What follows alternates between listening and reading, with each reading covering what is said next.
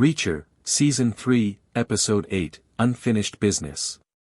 The explosive Season 3 finale of Reacher delivers a perfect storm of justice, redemption, sacrifice, and brutal takedowns, as Jack Reacher leads a final assault to shut down a criminal empire that's been building since Episode 1.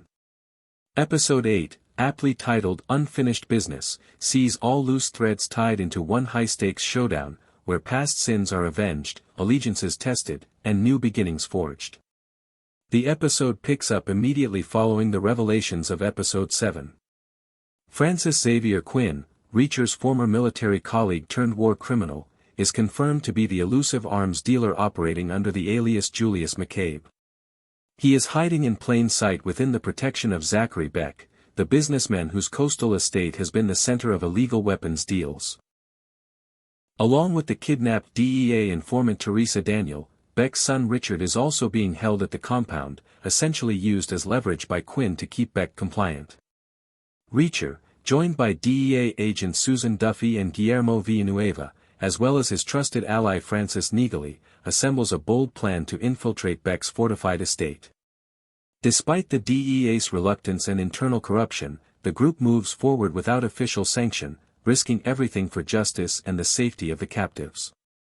Their bond, built across the season, is now unshakable.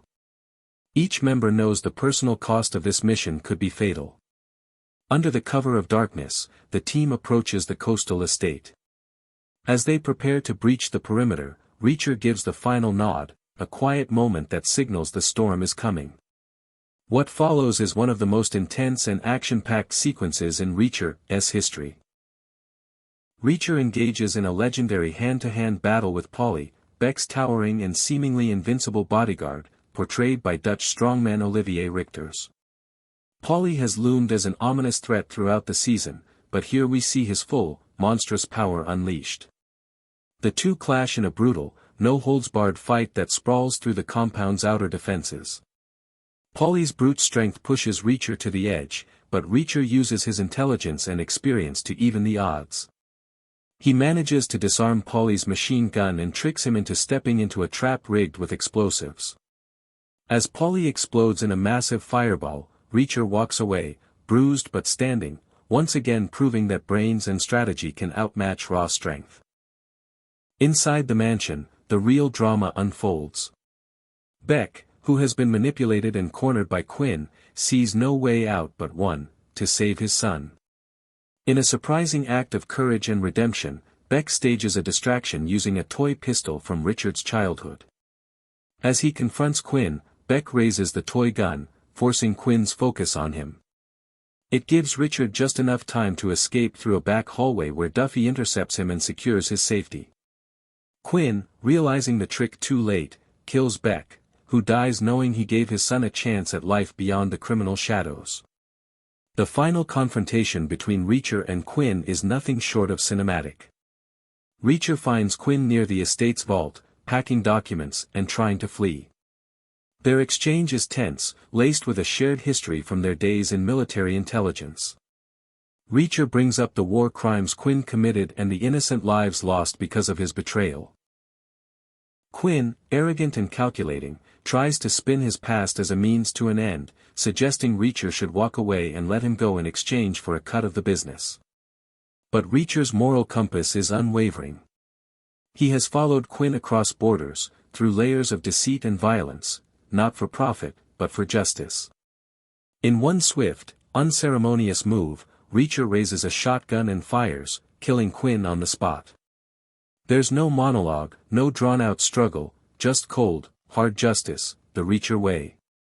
As the team regroups and clears the estate, law enforcement arrives to take over the scene. With Teresa Daniel and Richard Beck safe, the operation is deemed a success, but at a cost. Villanueva, now physically and emotionally exhausted, announces his retirement. The mission has taken its toll, and he chooses to step away from fieldwork and violence. Susan Duffy, disillusioned by the corruption and red tape she faced within the DEA, turns in her resignation. Though the mission was a victory, it highlighted systemic problems in the agency she no longer wants to be part of. Instead, she expresses interest in doing more grassroots-level work, perhaps even going private. Francis Neagley, ever stoic, shares a final moment with Richard.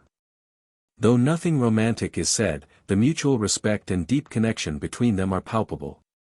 She offers him one last job, which Richard declines. He's not ready for the next mission, not just yet.